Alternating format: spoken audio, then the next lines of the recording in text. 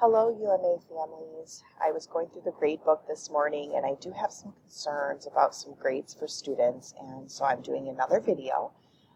This one is going to really just walk you through exactly how I help my student set up their daily plan. And I do suggest this is something that you use, whether you're a student or a parent. Really, both of you need to be working together to help your students stay on track. So, I've kind of talked before about the to-do list. If you click on the to-do list, anything that was past due does not show up. It only shows what is going to be due up and coming. And so that's not super helpful when it comes to like planning your day. And if you go onto the calendar is also not super helpful because anything that you're missing is from the previous week looks like it already has a check mark. So the way that I set up my daughter's day-to-day plan is I go into her grade book. And the first thing I do is I just go through each grade book or each course and begin to write things down that are due. So for example, if I look in her grade book for art, I see she's got all of these zeros. And so I want to know what's going on. If I click it, I see that this teacher just said that she needs permission to view it. So that's why she has all these zeros, is because her permissions when she shared the document were gone. So I know that Caitlin just needs to go through and get the correct permissions. And then I see today, October 7th, she has this drawing studies of cloud shape assignment. Well, I notice there's no lesson. Well, when you look in the grade book, it's only things that are graded. You also have to look at the activities because there's always a lesson that goes along with an activity. So if I know she's doing clouds today, I just need to take a look and see, okay, she has one lesson for clouds and then the assignment. And as you get going in the school year, you get faster at this, you get better at this.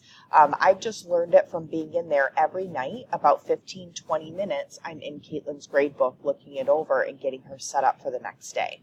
So on her list to do today, I put down drawing studies of cloud shapes and her assignment. We want to get those two things done. Go back to her grades. If she does complete those two things, then she's caught up. Now I'm going to go back to her grade book and take a look at ELA. So I go one by one on these, one by one. So I'm going down and I see she's got a couple of zeros. This means that they were overdue and she just didn't get to them last week.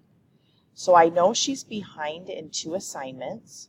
I'm going to look at her activities because her next assignment is the perfect verb tense.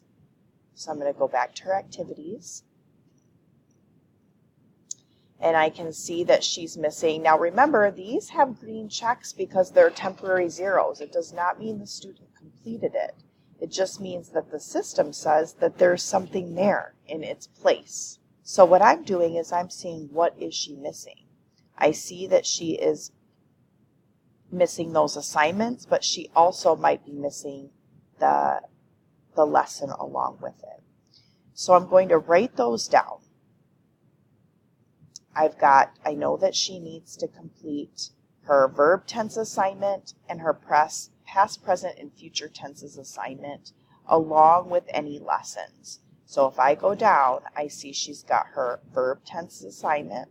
So she completed this lesson because a lesson won't be marked with a temporary zero. So you can kind of notice that if your student has green checks but then some are blank, that usually indicates that they are behind.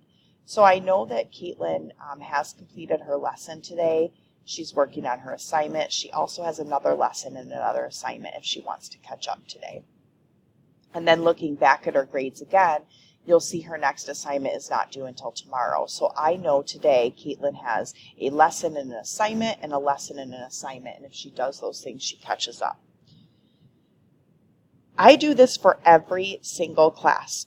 It does take me about 20 minutes every night, but I'm in her grade book. I know exactly what's missing. I know exactly how to help her the next day. Again, here I am looking at zeros. I see that there's been a comment. I look down below and I see that Caitlin needs to do a little bit of work in this. So I just assist her. She also has a couple of assignments that are due, past due, and then an exam. So when I set her up for her day, I might have her wait for her exam until tomorrow. Even though it's due today, as you can see, she fell behind last week. So she has extra assignments to do. And that means that I, as her learning coach, need to make sure that she knows the material and she's not rushing through. If your student has a lot of zeros, you're going to have to work every single day, little bits at a time, to chunk away those zeros for them. Let's do one more example. So let's go to her physical science, her grades. We kind of slide down through her grades and we see, okay, here's a 0. What does it say about it? It says she needs to share, so that might be on her list today. Make sure that the right permissions are on that assignment.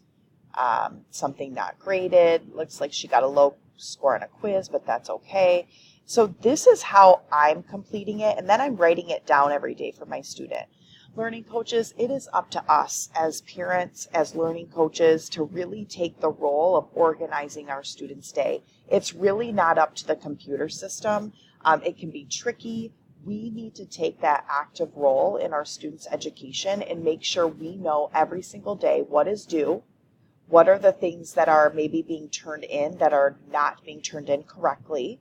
You see she's got a 0 here, so that means she needs some things to do. Every student falls behind, okay? It just happens. Some students are stronger at other things than other students. So it is up to us to play on our students' strengths. It's up to us to create their day-to-day routine. And my daughter does school every day for at least 6.5 hours.